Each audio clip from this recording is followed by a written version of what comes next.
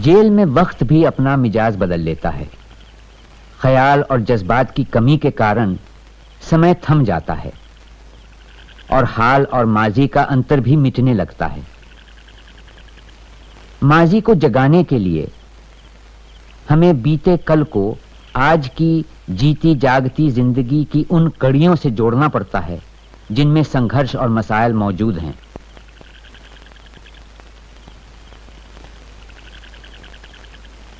मैं चाहता हूं कि आपके सामने हिंदुस्तान के अतीत की तस्वीरें रखूं, ये एहसास दिलाने के लिए कि किस तरह हमारा देश कदम ब कदम बदला है।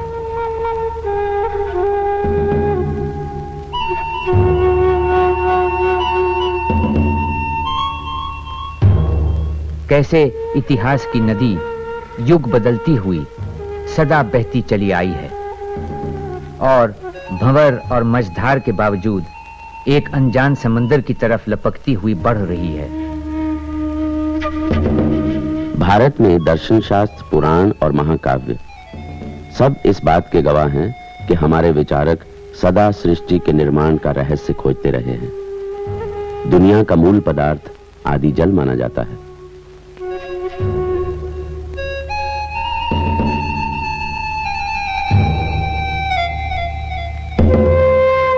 सृष्टि के निर्माण के बाद जीव जंतुओं के विकास का सिद्धांत हमें दशावतार के पहले 5 अवतारों में दिखाई पड़ता है। मत्स्य अवतार मछली का, जो आदि जल से उत्पन्न हुई।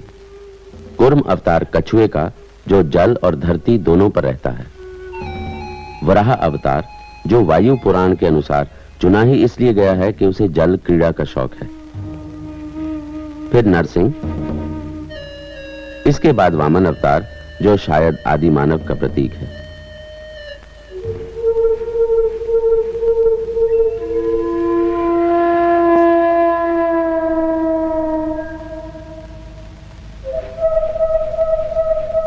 उस समय के लोग घर या भवनों में नहीं, गुफाओं में रहते थे। वो कंदमूल और शिकार के जानवरों का मांस खाते। ये आदि मानव तस्वीरें बनाना जानते थे। नुकीले पत्थर और लकड़ी के कूंचे से वो गुफाओं की दीवारों पर जानवरों के चित्र बनाते। जंगली जानवरों के प्रति आदि मानव को भय और श्रद्धा दोनों रहे होंगे और शुरू में इनकी आराधना भी होती होगी।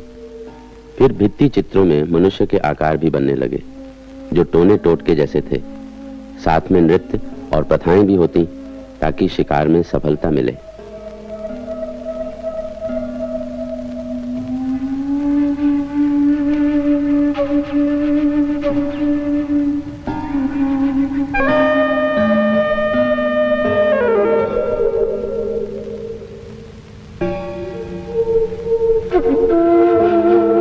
सभ्यता की ओर इंसान का पहला कदम रहा झुंड या टुकड़ी बनाकर शिकार करना और साथ मिलकर बांटना।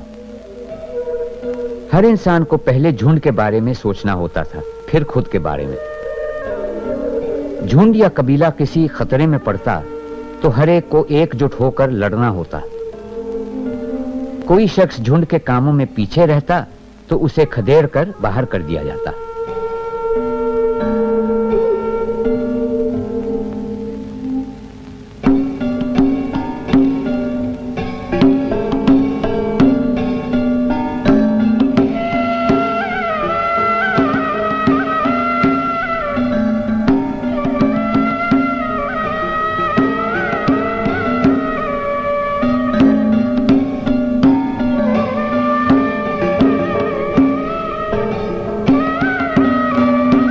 आज के शिकारी अन्न बटोर आदिवासी लोहे के औजार इस्तेमाल करते हैं, मगर आदिकाल की बस्तियों की खुदाइयों से हमें एक ऐसे दौर का पता लगता है जब औजार पत्थर के थे। खुरचने, काटने, चीरने के पत्थर, तीरों के फल, कुल्हाड़ी और चाकू जैसे पत्थर। इनमें से कई औजारों पर लकड़ी बांधकर इस्तेमाल में लाया जाता होगा, जैसे तीर के फल। जो लोग ये औजार इस्तेमाल करते थे वो पूर्व पाषाण युग के कहलाते हैं, क्योंकि वो पाषाण यानी पत्थर के औजार और हथियार काम में लाते थे। पूर्व पाषाण युग खत्म होते होते दुनिया का मौसम गर्मा गया। बर्फानी नदियों की जगह घने जंगल उगने लगे थे। इन जंगलों में रहने वालों की नस्ल भी नई थी। उन्हें उत्तर पाषाण युग के आदमी कहते हैं। इस नस्ल की सबसे अहम दरियाफ्त थी खेती बाड़ी, जिससे इंसान को काफी आराम मिला और नई इजादों के लिए ज्यादा समय। मिट्टी के बर्तन बनने शुरू हुए जिनकी मदद से खाना पकाया जाता था। पत्थर के औजार पहले से उम्दा बनने लगे। भेड़, बकरी, कुत्ता, गाय जैसे जानवर पाले जाने लगे। कपड़े की बुनाई शुरू हुई। इन लोगों ने अब झोपड़ियों या कच्चे घरों में रहना शुरू किया।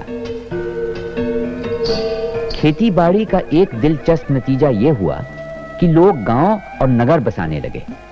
बड़ी नदियों के किनारे या जरखेज वादियों में आबादियां बसना शुरू हुई, जहां पानी और खाने की कमी न थी। जरूरत से ज्यादा अनाज भंडारों में जमा हुआ। ये अतिरिक्त मूल्य की शुरुआत थी। लोगों को सोच विचार का ज्यादा समय मिला। व्यापार होने लगा। कला और दस्तकारी में उन्नति हुई। अफगानिस्तान में मेहरगढ़, पाकिस्तान में कोटडीजी और राजस्थान में कालीबंगन जैसे कई स्थानों में उस विकसित ग्रामीण सभ्यता के सबूत मिलते हैं जो धीरे धीरे नगर सभ्यता में बदल रही थी। किसी नगर सभ्यता के विकास के लिए जिन शर्तों का पूरा होना जरूरी है वो हैं खपत से ज्यादा पैदावार, व्यापार प्रणाली, माल लाने ले जाने के आसान तरीके, आकार और नाप तौल के नियम, माल की बिक्री के लिए चांदी, सोने, अनाज या सिक्कों का इस्तेमाल, कायदे कानून पर चलने वाला धर्म और खास तरतीब से बनी इमारतें। और इन शर्तों के पूरा होने पर ही सिंधु घाटी सभ्यता का विकास हुआ।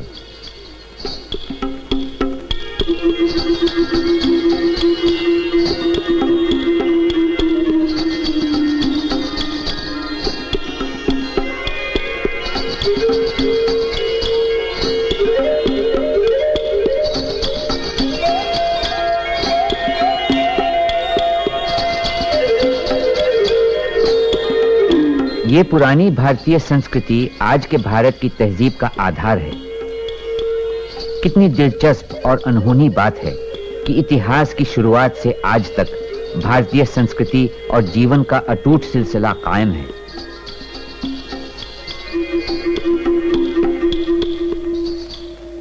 इस कभी न खत्म होने वाले जुलूस के साथ कभी कभी खुद को जोड़कर भी देखा, जिसके कि आखिरी सिरे पर मैं खुद जद्दोजहद कर रहा हूं। फिर अपने आप को इससे काट लेता हूं और ऐसे देखने की कोशिश करता हूं जैसे पहाड़ की चोटी से नीचे खाई को देखते हैं। सिंधु घाटी के लोगों का दारोमदार व्यापार से जुड़ा हुआ ही लगता है। ये एक शहरी तहजीब थी जहां का व्यापारी तबका काफी अमीर था और एक अहम किरदार भी निभाता था। सड़कों के किनारे छोटी छोटी दुकानें हुआ करती थी, बिल्कुल आज के हिंदुस्तानी बाजारों की तरह।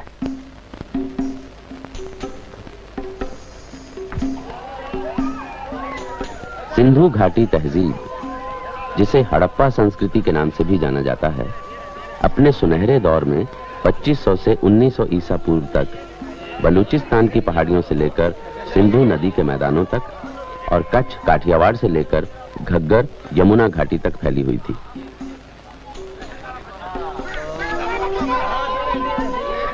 सिंधु के मैदानों पर मोहनजोदड़ो और हड़प्पा का अधिकार था। लोथल काठियावाड़ की राजधानी थी, कालीबंगन पूर्वी प्रांत का मुख्य शहर था और डाबरकोट पश्चिमी प्रांत का। सिंधु सभ्यता का असर उसकी सीमाओं से बाहर पश्चिम और मध्य एशिया तक में महसूस किया गया।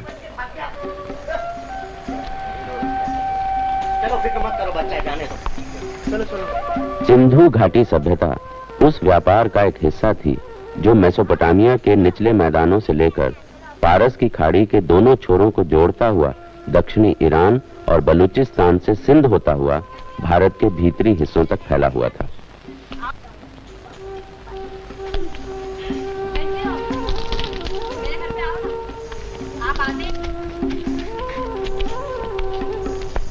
इस सभ्यता का प्रमुख जलमार्ग सिंधु और उसकी सहायक नदियां ही थीं।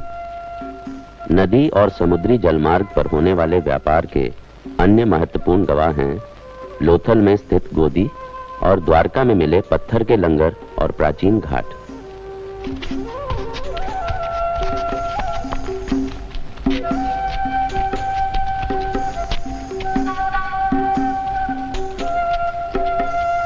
अकाद के राजा सरगोन के जमाने में लोथल और मोहनजोदड़ो से कीमती पत्थरों की मालाएं, मणि, मोती आदि, हाथी दांत और शंख वगैरह से बनी चीजें और शायद कपास की चीजें भी पश्चिम एशिया के शहरों को निर्यात की जाती थीं।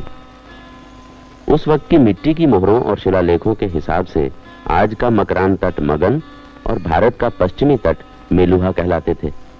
भारत से पाल वाली नावें अकाद की खाड़ी तक चलती थीं। मेलुहा से आते जहाज, मगन से आते जहाज, दिलमन से आते जहाज, अकाद के बंदरगाह का सबने छू लिया किनारा है।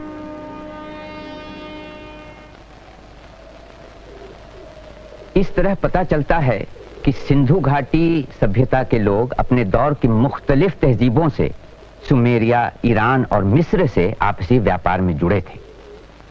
लगता है सिंधु तहजीब के शहरों के कारीगर ज्यादातर विदेशी बाजारों के लिए ही सामान बनाते थे। सामान की खरीद फरोख्त के लिए किसी मुद्रा का इस्तेमाल होता था या नहीं, इसके बारे में ठीक से बता पाना मुश्किल है। मकानों से सटे हुए बड़े गोदामों से अंदाज लगाया जा सकता है कि ये सौदागरों के मकान हैं। तादाद और मकान की बनावट से पता चलता है कि उस दौर का सौदागर तबका कितना ताकतवर और खुशहाल रहा होगा। इनके खंडहरों में सोने चांदी के जेवरात, कीमती पत्थर, पिटे हुए तांबे के बर्तन, धातु के औजार और हथियार मिले हैं। मोहनजोदड़ो और हड़प्पा के नगरों में अंतरराष्ट्रीय व्यापार की मंडियां थीं, जहां जगह जगह से आया माल साफ होकर छंटकर बांधा जाता था और फिर आगे भेजा जाता था। इन्हीं दोनों केंद्रों से कारवां दूर दक्षिण में कर्नाटक तक धातु और कच्चे माल की खोज में जाते थे। वहीं दूसरी ओर सीमा पार कर अफगानिस्तान, ईरान और मध्य एशिया तक जाते थे। जैसे आजकल की मंडियों में माल को बांधकर बाहर भेजा जाता है और पहचान के लिए उस पर निशान लगाए जाते हैं, सिंधु सभ्यता की मोहरें भी शायद ऐसे ही इस्तेमाल होती होंगी। मोहरों पर बने ज्यादातर प्रतीक पशुओं के हैं। वजन ठीक है? हाँ, मैंने खुद परख कर देखा है।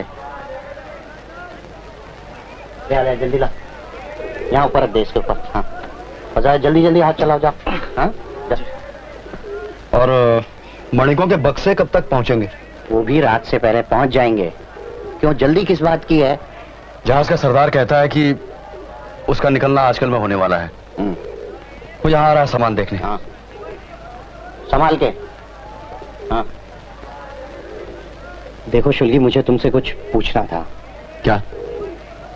समझ में नहीं आ रहा है कहां से शुरू करूं। देखो, तुम तो जानते ही हो तुम्हारे सुमेरिया में हालात ठीक नहीं है।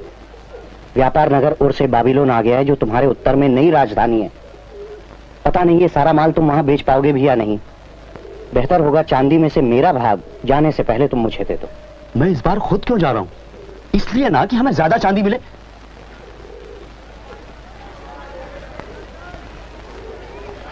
ठीक है, अगली बरसात तक तेरी चांदी भिजवा दूंगा। क्या पता उस समय तक मैं यहाँ रहूंगा भी कि नहीं। देखो, तुम्हारी ओर हमारे माल की मांग नहीं रही, इसीलिए गांव से सामान आना भी कम हो गया है। ऊपर से अब ये बाहर वाले भी हमारे यहाँ घुसने लगे हैं। देखो द्राहा, उनको शायद तुम जैसे व्यापारी दे रहे हो।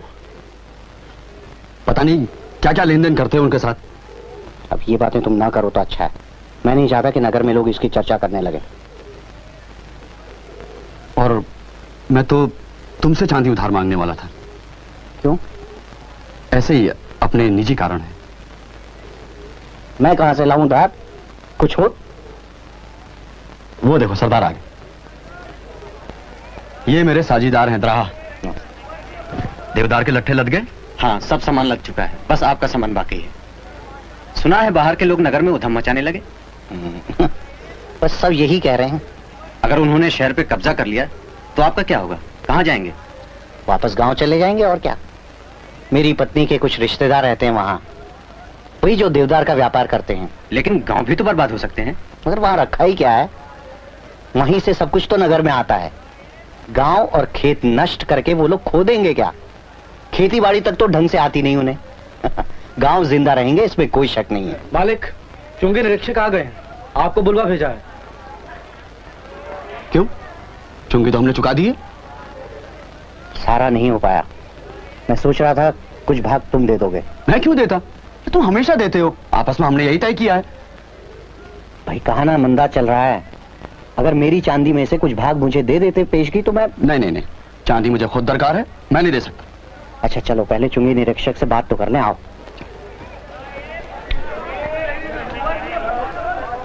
मुझे चुंगी अदा करने में कुछ समय लगेगा, आप कुछ कर सकते हैं?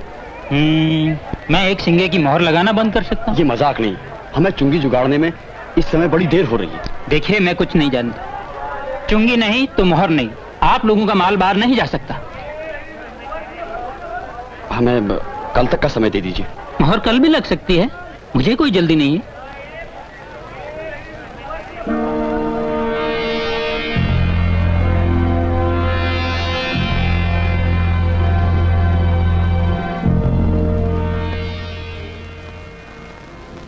अब क्या होगा? देख लिया, कल तक मुझे चांदी चाहिए, नहीं तो तुम्हारा सामान बाहर नहीं जा सकता। एक उपाय है, यदि आप मान लें। क्या? जहाज तैयार है, आज रात को ही आपका माल लाद देंगे। बिना मुहर के?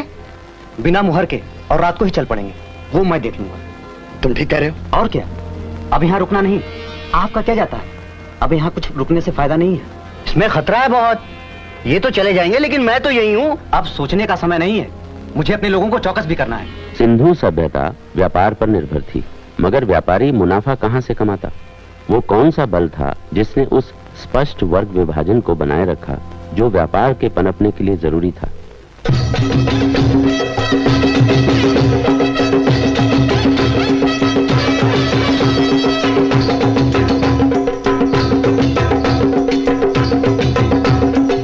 आम जनता पर व्यवस्था के नियंत्रण का अंदाजा मंदिर और पुजारी वर्ग की शक्ति से लगाया जा सकता है। हालांकि उस वक्त की विशाल देव प्रतिमाएं तो नहीं मिलती, फिर भी हमारे यहाँ टीलों पर मेसोपोटामिया के जिगरात मंदिर जैसी इमारतें हैं। पुष्कर के पास रहने वाली देवी दासियों के साथ यात्रियों का सहवास देवी पूजा का एक संस्कार था, जो आज भी दक्षिण में देवदासी परंपरा के रूप में मौजूद है। खंडरों में बड़ी संख्या में मिलने वाली मूर्तियां आज भी भारत के कई हिस्सों में पूजी जाने वाली मूर्तियों से मिलती जुलती हैं। सिंधु घाटी में विशाल मूर्तियों और देव प्रतिमाओं के न मिलने की वजह हो सकती है जीवित देवियों की पूजा, जो अब भी नेपाल में होती है।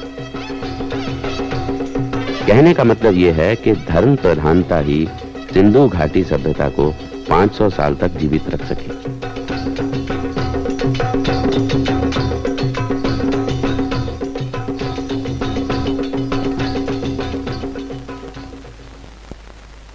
सिंधु घाटी सभ्यता के लोग आखिर कौन थे और आए कहां से, ये हम अब तक नहीं जानते। मुमकिन है कि ये देसी तहजीब ही थी और इसकी जड़ें और शाखें दक्षिण भारत में पाई जाती हैं।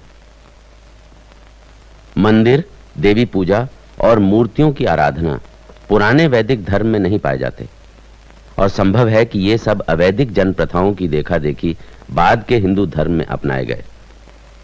आखिर क्या हुआ सिंधु घाटी तहजीब को? यह कैसे खत्म हो गई? कुछ लोग कहते हैं कि इस तहजीब का खात्मा किसी हादसे की वजह से हुआ, या फिर आबो हवा का बदलाव जिसकी वजह से चारों ओर रेगिस्तान फैल गया। देखा जाए तो मौसम के बदलने का असर कुछ ही भागों पर हुआ होगा, जबकि यह तहजीब सिंधु से गंगा तक फैली थी। शायद इस सभ्यता के अंत का कारण इसके व्यापार का पतन होगा। एक और मत यह है कि लगभग 4000 साल पहले आर्यों के फैलाव की वजह से सिंधु सभ्यता धीरे धीरे नष्ट हो गई।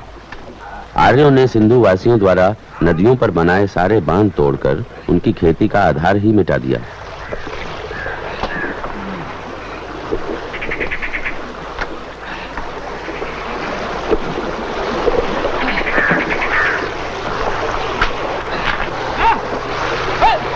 कौन हो तुम लोग? ये क्या कर रहे हैं आप? अब हमें बांध नहीं तोड़ सकते। क्या बात, आप लोग बांध क्यों तोड़ रहे हैं? तुम लोगों ने सारा पानी यहाँ रोक रखा है और उधर हमारे मवेशी मरे जा रहे हैं बिना हमारे मवेशी मरे जा रहे हैं तो हम क्या करें? इस पानी के बिना हमारी फसलें नष्ट हो जाएंगी। हम तुम्हारी फसलों के बारे में कुछ नहीं जानते। ये पानी हमारे मवेशियों के लिए ही जाएगा। आप बात को तोड़। चलो बांध तोड़ो, चलो। वेदों में जगह जगह जिक्र आता है कि इंद्र ने उन जलधाराओं को मुक्त करवाया जिन्हें असुरों ने बांध रखा था। राक्षस ऊबड़ खाबड़ जमीन पर काले सर्प सा लेटा था। जब इंद्र ने अपने अंग भंग करने वाले शस्त्र से उस पर प्रहार किया, तब नदियों का प्रवाह रुक गया, धरती डोलने लगी, बड़ी बड़ी चट्टानें और पत्थर रथ के पहियों से लुढ़कने लगे और बंधी हुई समस्त जलधाराएं छूटकर दैत्य के लेटे हुए शरीर पर बहने लगी।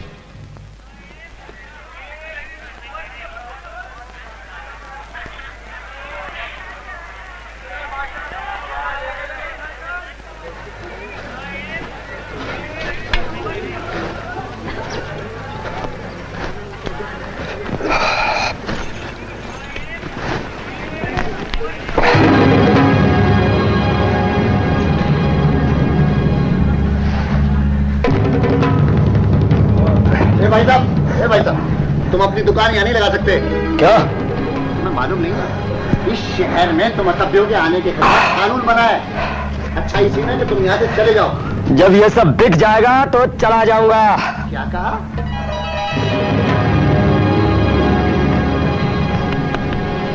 ये अपना सामान कहीं और जाकर बेचो। इससे पहले कि तुम्हें धक्के देकर यहाँ से भगा दिया जाए, तुम यहाँ से चले जाओ। कौन मुझे धक्का मारेगा? तू?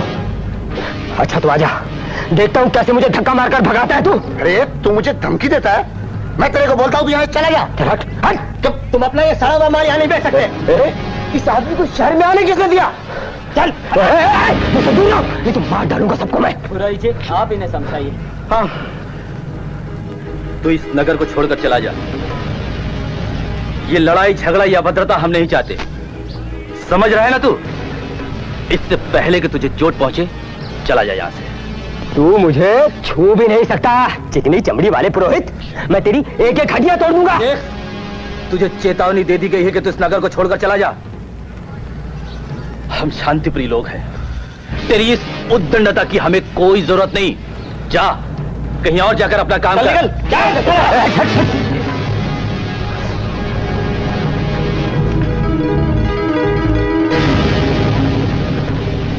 जाता हूं, परंतु याद रखना,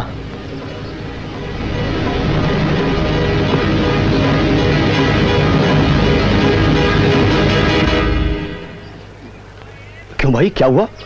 उन नीच विदेशियों में से एक शहर में घुस आया था, अपना माल बेचने की कोशिश कर रहा था, हमें उसे भगाना पड़ा। कोई मारपीट तो नहीं हुई? अरे उन जानवरों से कौन मारपीट करेगा, हमारा उनसे कुछ लेना देना नहीं है।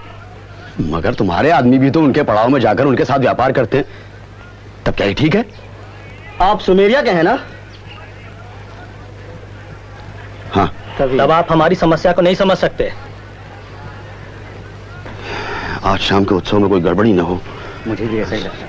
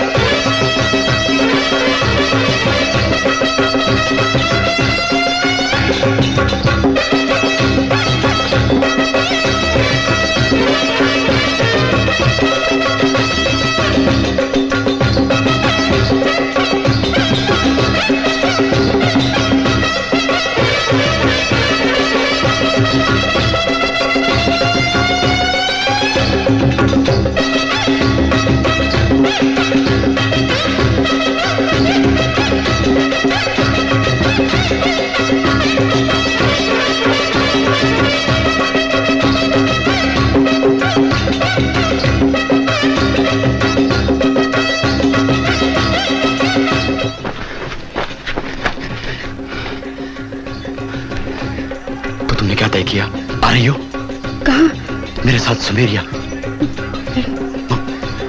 मगर क्यों? तुम जानते हो मैं नहीं आ सकती। पुजारी जी मुझे जाने की कभी अनुमति नहीं देंगे। मैं मंदिर के साथ जुड़ी हुई हूँ। मुझे शादी करने की आज्ञा नहीं है। मगर तुम्हें यहाँ शादी करने को कौन कहता?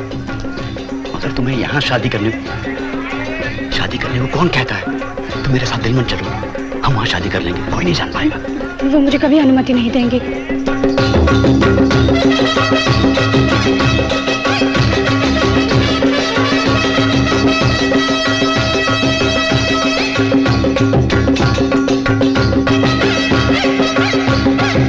तुम मेरे साथ आना चाहती हो या नहीं? तो हम एक तरीका निकालते हैं। तुम आज रात मुझे मंदिर के पास मिलना और किसी को मत आना देना। पर यह संभव नहीं है।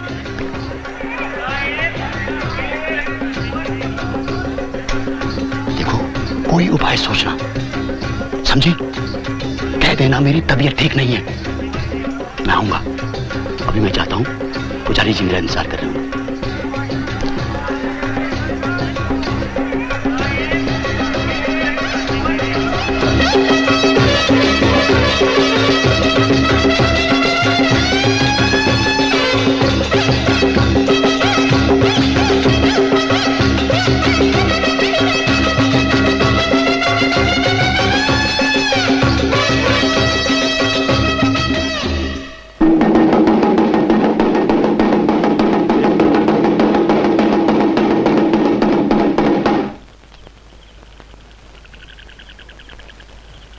हे नगरवासियों, मैं और मेरे ये मित्र दिलमन से आए हैं। इस समारोह के धार्मिक महत्व को देखते हुए हम इस पवित्र नगर के संस्कारी नागरिकों को अपनी धरती की एक प्रसिद्ध कहानी सुनाने की इच्छा रखते हैं। यह हमारे देश के महान नायक गिलगमेश और उसके अमृत के खोज की कथा है।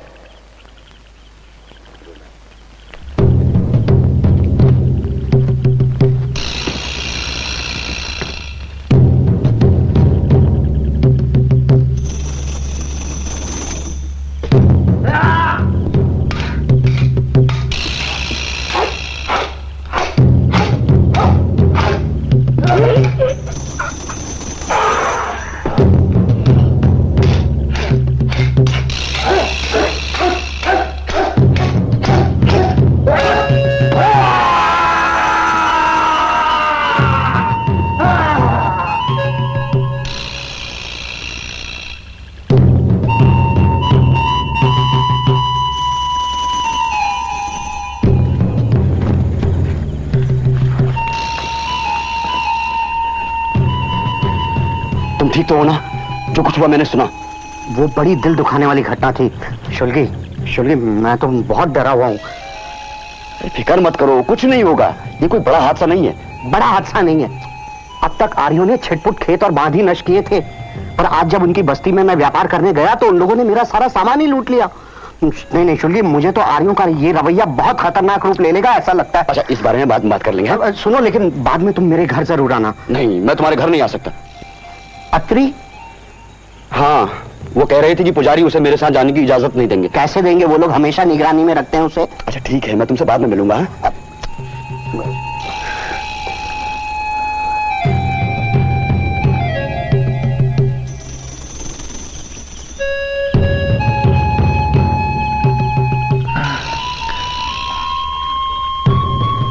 गिलगमेश, आज मैंने एक भयानक सपना देखा। मैंने देखा अनु को, याको और एनलिल को, स्वर्गिक समाज को आपस में सलाह करते देखा है। अनु को एनलिल से कहते सुना है, इन दोनों ने स्वर्ग वृषभ को नष्ट कर दिया, हुम्बाला को मार गिराया, इसीलिए इन दोनों में से किसी एक को मरना होगा। एनलिल को कहते सुना, इन कड़ू को मरना होगा। नहीं मरेगा गिलगमेश, इन कड़ू को मरना होगा। बंधु, प्यारे बंधु, वो मुझे मार डालेंगे। क्या मृत्यु लोक के दरवाजे जाना होगा, मरकर हाजिर होना होगा प्राण रूप में? क्या अपने प्यारे भाई को अपनी आंखों से देखना कभी नसीब ना होगा? बंधु, बिल्कुल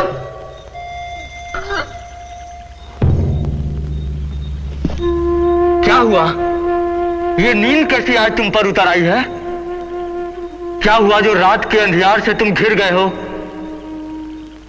मैं बुलाता हूं मगर तुम मौन होकर के पड़े हो। इंचिड़ी सा हूंगा मैं, जब मरूंगा फंस गया हूं किस मुसीबत में। घूमता मैं फिर रहा मरुभूमि में, मौत से डरकर। खोजता हूं वो लोग जिसमें रहा करते अमर।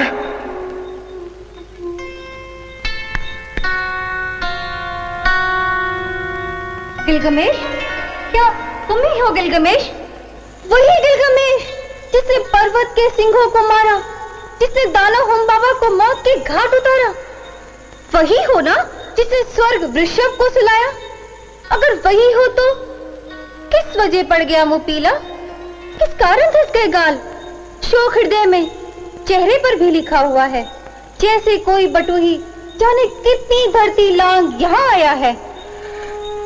मित्र मेरा जिस पर उड़ेला प्यार, मानवों की जाति जैसी नियति का हो गया एकदम शिकार। 7 रातें 7 दिन आंसू बहाए, सड़ गया था बदन कीड़े रेंगा किए। घूमता मैं फिर रहा मरुभूमि में, मौत से डरकर। चुप रहूं कैसे, क्या सोचकर, जबकि मित्र मेरा प्यारा मिट गया धूल में मिलकर। क्या मुझे भी लेटना होगा ऐसे ही, फिर कभी उठना ना होगा? सिद्धूरी, मुझको बताओ, है कहां वो लोग जिसमें रहा करते अमर? कौन सी है राह उसकी और कौन सी उसकी निशानी? गिलगमेश, वो देखो मल्ला उर्श नाभी ले जाता वो अमर लोग को। पूछो उससे।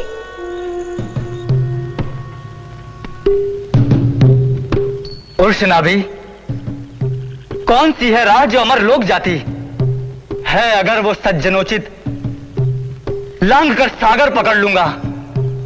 यदि नहीं तो मरुभूमि को मैं पार कर लूंगा। तैर कर, चलकर कहां तू जाएगा? जिंदगी जो ढूंढता है नहीं पाएगा। देवताओं ने मनुष्य को जब बनाया, मौत को उसके लिए था तब रचाया। हाथ में रखा उन्होंने जिंदगी को। गिलगमेश, उन्हें भी चाहिए कुछ पेट को। खुश रहो, हो रात चाहे दिन, मनाओ मौज तुम हर घड़ी छिन। गीत गाओ, झूम कर नाचो सभी कुछ भूलकर। वस्त्र पहनो नए कोरे जगमगाते प्रीति कर। चल रहा उंगली पकड़कर उसकी तरफ भी ध्यान दो। वो तुम्हारा शिशु, तुम्हारा अंश, उसको मान दो। सहचरी पत्नी तुम्हारी, बाह का बंधन उसे दो। सिर टिका निश्चिंत हो ले, वक्ष का आधार दो। तुम मनुज हो, मनुज का जीवन जियो। है यही कर्तव्य, इसको समझ कर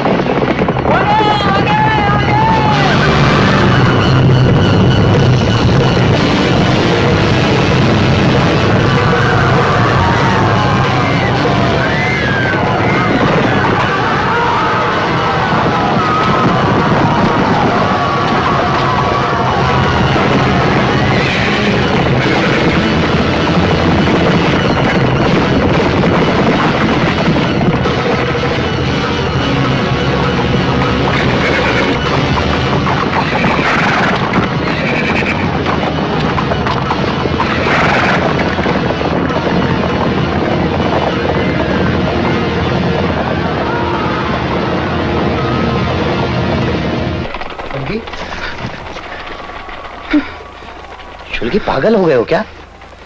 जानते हो ये तुमने क्या किया? मैं नहीं जानता मुझे क्या हो गया है।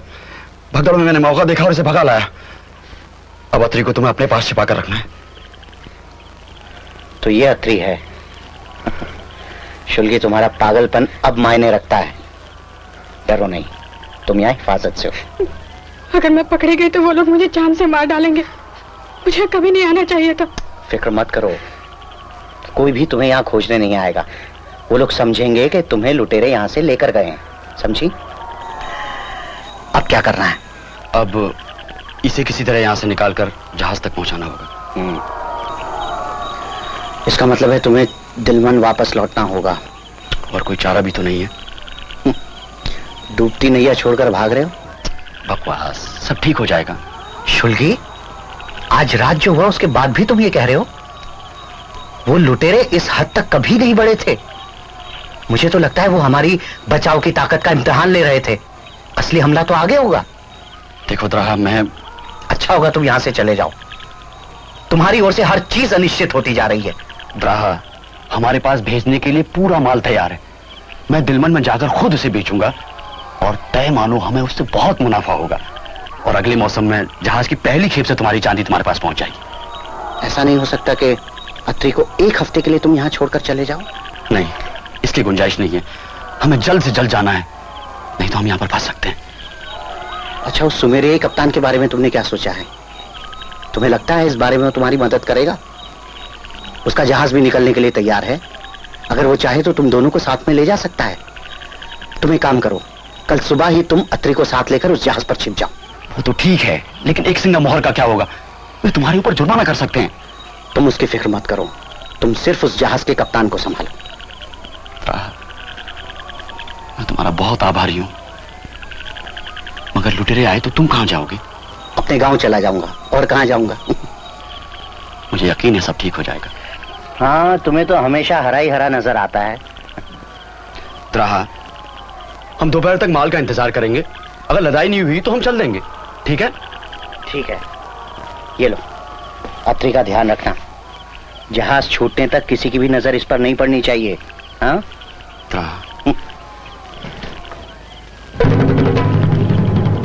चलो जल्दी करो।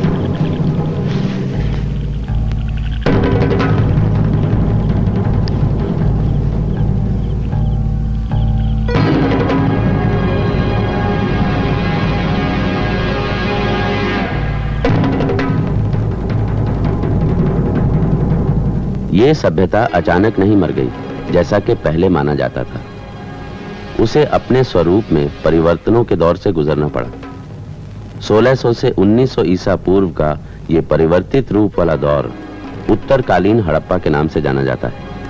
इसके बाद आर्यों का फैलाव हुआ और जैसा कि इतिहास में होता आया है, उन्होंने पुरानी सभ्यता के प्रभाव को धीरे धीरे स्वीकारा और उसके कई पहलू अपना लिए।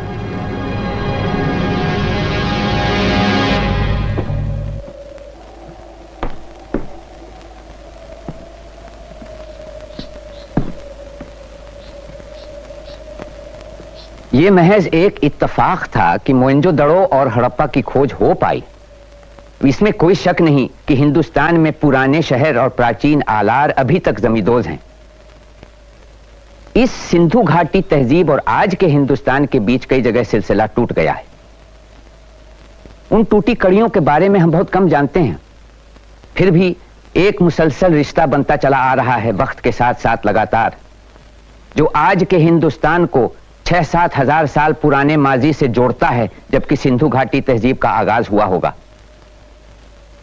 हमें वाकई हैरत होती है कि मोहनजोदड़ो और हड़प्पा में कितनी सारी चीजें हैं, जैसे वेशभूषा और दस्तकारी, जिनमें हमें आज की रिवायतों और रहन सहन की झलक मिलती है।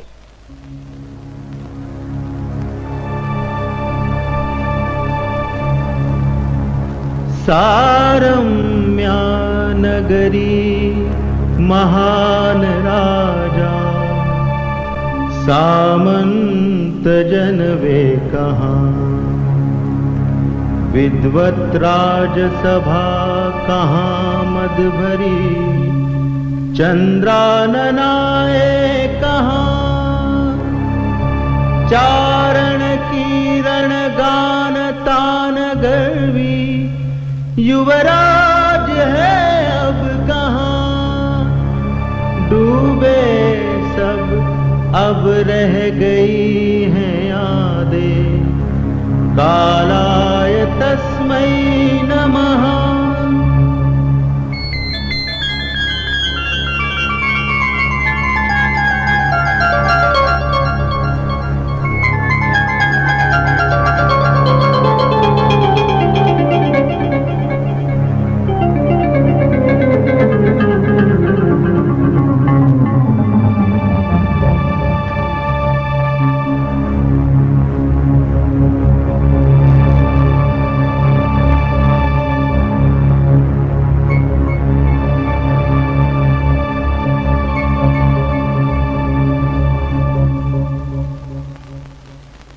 हिरण्यगर्भ